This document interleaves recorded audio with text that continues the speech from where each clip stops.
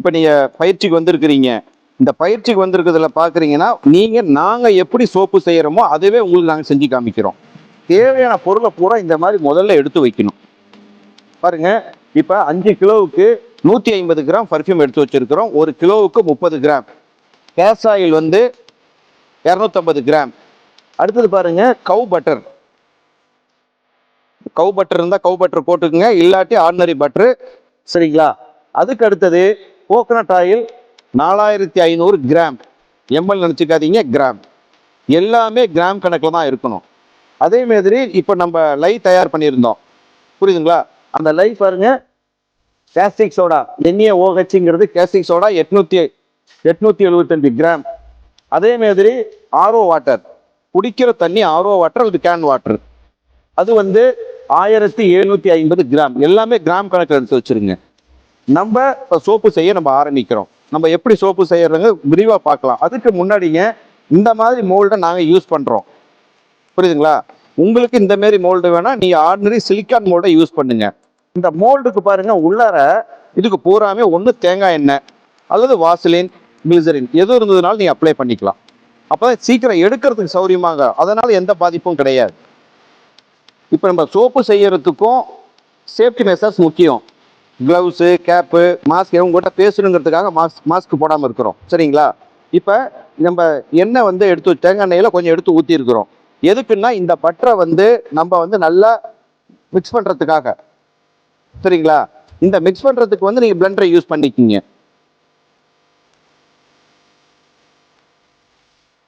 அதே மாதிரி நிறைய பேர் என்ன சொல்றாங்க, நெய்யா போட்டுக்கலாம், உருக்கி ஊற்றிடலாங்கிறாங்க. தயவு செய்து அந்த வேலை பண்ணாதீங்க.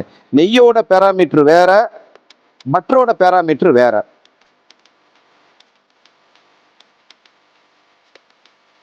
பட்டர் வந்து நல்லா வந்து தேங்காய் எண்ணெயோட மிக்ஸ் ஆகணுங்க.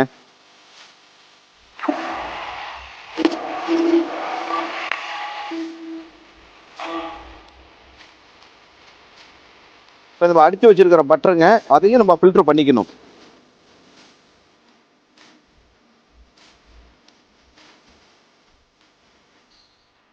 நம்ம சாப்பிட்ற பொருள் பட்டர்னு சொல்றோம். பட்டர்லயும் சிறு சிறு கருப்பு தூள் இருக்குது பாருங்க. ஏன்னா அது வந்து என்ன தூள் நமக்கு தெரியாது. ஏதாவது ஒன்று இருக்குன்னு வச்சுக்கோங்க, அது நமக்கு ரியாக்ஷன் ஆகும் கேஸ்டிக் சோடாவோட சேர்றப்ப. அதனாலதான் எது பண்ணினாலும் நம்ம ஃபில்டர் பண்ணணும். இப்ப நம்ம வடிகட்டினதை வந்து இது மறுபடியும் ஒன்னா ஊத்திக்கிறோம்.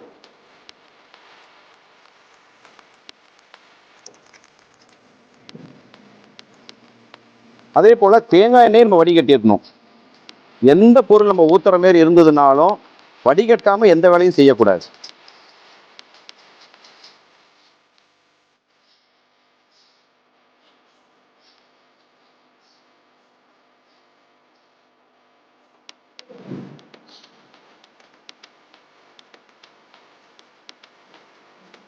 நம்ம லைட் முன்னாடி ப்ரிப்பேர் பண்ணி வச்சிருந்தாங்க.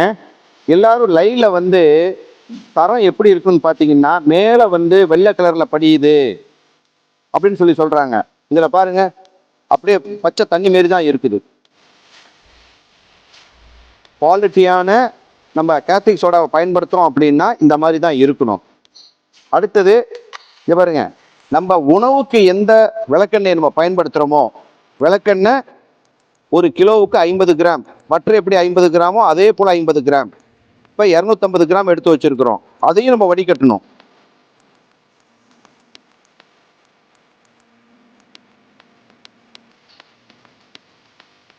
இது வந்து தேங்காய் எண்ணெய் பேசிக்கா நம்ம பண்ற சோப்புங்க. ரெண்டாவது, நம்ம சோப்புக்கு பண்றோம் அப்படிங்கிறப்ப கேஸ்டிக் சோடா லை நம்ம கலந்து வச்சிருக்கிறோம். அந்த கலந்து வச்சிருக்கிற லைல வந்து பாருங்க, லைல வந்து ஒன்று கிளாக் வைஸ் அல்லது ஆன்டி கிளாக் வைஸ் இந்த மாதிரி கலக்கிக்கிட்டே இருக்கணும். ரெண்டாவது வந்து இப்ப கரையும், இப்ப புதுசா என்ன நமக்கு தெரிஞ்சிருக்குது அப்படின்னாங்க, நம்மளோட ஆய்வுகள் பிரகாரம் இந்த மாதிரி கையில கலக்கிறோம் அப்படின்னாவே கரையும் தன்மை குறையுது. பிளெண்டர் யூஸ் பண்றாங்க அல்லது வேற மிக்சர்லாம் யூஸ் பண்றாங்க. அந்த மாதிரி யூஸ் பண்றதை விட இந்த மாதிரி கையில கலக்கிறப்ப அதனுடைய சஃபானிஃபிகேஷனுடைய அளவு நல்லா அருமையா வருது. அதனால இனிமேல் கரையும் தன்மை குறையணும் அப்படின்னா நீங்க கையிலே கலங்க, தப்பு கிடையாது. மினிமம் தரமான ஆயிலா இருக்குது அப்படின்னா கேஸ்டிக் சோடா ஊத்துனதுல இருந்து மினிமம் 45 நிமிஷத்துக்குள்ளார செட் ஆச்சு அப்படின்னா எண்ணெயோட தரம் கம்மியா இருக்குதுன்னு அர்த்தம். அதுலேயே நமக்கு தெரிஞ்சு போயிடும். இப்போ தேங்காய் எண்ணெய் மார்க்கெட்ல இருந்து வாங்குறாங்க, அதுல என்ன அடல்ட்ரேஷன் இருக்கு நமக்கு எப்படி தெரியும்? அதனாலதான் நம்ம என்ன சொல்றோம், எல்லாத்தையுமே 100 கிராமுக்கு சோப்பு செய்ய சொல்றோம். சரிங்களா? இப்ப லைய ஊத்துறோம் பாருங்க.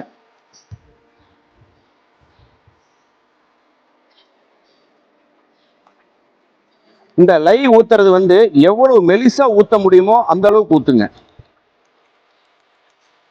அதே மாதிரி எப்ப ஒரு பேட்ச் அப்படின்னு எடுத்துக்கிட்டீங்கன்னா எப்ப பண்ணுனீங்கனாலும் 100 கிராமுக்கு சோப்பு செஞ்சு பழகுங்க.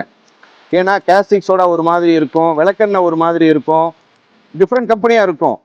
அதனுடைய தரம் வந்து நமக்கு இதுலயே தெரிஞ்சிடும். செட்டிங் டைமை வச்சு ஓ இதுல வந்து இப்படி இருக்குது, செட்டிங் இருக்குது, அப்ப ஏதோ தவறு நடந்திருக்குதுன்னு உங்களுக்கு ஐடென்டிஃபை பண்றதுக்காக தான் எப்ப நீங்க சோப்பு செஞ்சாலும் ஒரு வெரைட்டி செய்றீங்கன்னா 100 கிராமுக்கு செஞ்சு பார்த்துட்டு அதிகமான குவான்டிட்டிக்கு வாங்க.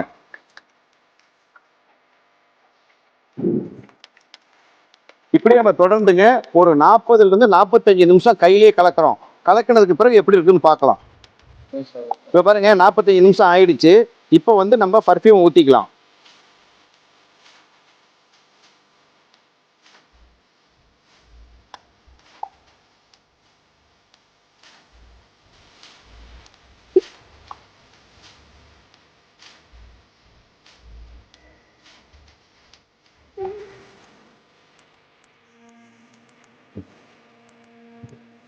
பாருங்க நல்லா செட் ஆயிடுச்சு, ஊத்துமா.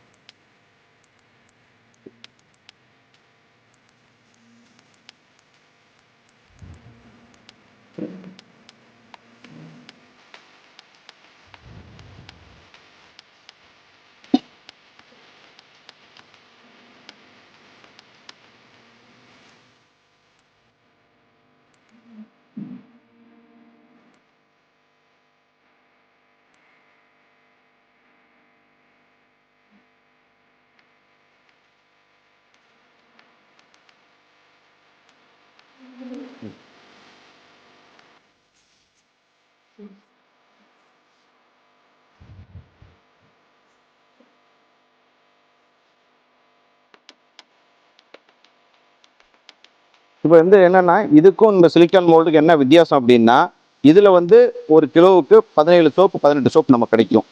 உங்க இதுல 14 தான் கிடைக்கும். 75 கிராம் சோப்பு வருது அப்படின்னாவே உங்களுக்கு வந்து அவ்வளவுதான் கிடைக்கும். இதுதான் அதுக்குள்ள இதுக்கும் வித்தியாசம். அப்ப இந்த இது பண்றோம் அப்படின்னா நமக்கு வந்து டை வேணும், மிஷின் வேணும், புரியுதுங்களா? இந்த மாதிரி இன்வெஸ்ட்மெண்ட் அதிகமாகும். அதனாலதான் ஆரம்பத்துல இனிஷியல் ஸ்டேஜில் இருக்கிறவங்களுக்கு நம்ம வேண்டாம்னு சொல்றோம். இந்த மாதிரி நம்ம பண்றோம் அப்படின்னா நமக்கு வேணுங்கிற பேசிக்கான உண்டான கோகனட் ஆயில் சோப்பு நமக்கு கிடைக்கும். இது வந்து வேற ஒன்றும் மூடி மறைக்கிறது ஒன்றும் கிடையாது, எல்லாமே அளவுகள் தான். எந்த அளவுக்கு இதுல மாற்றம் இது பண்றது ஒன்றும் கிடையாதுங்க. ஏதாவது டவுட்ஸ் இருக்குங்களாமா?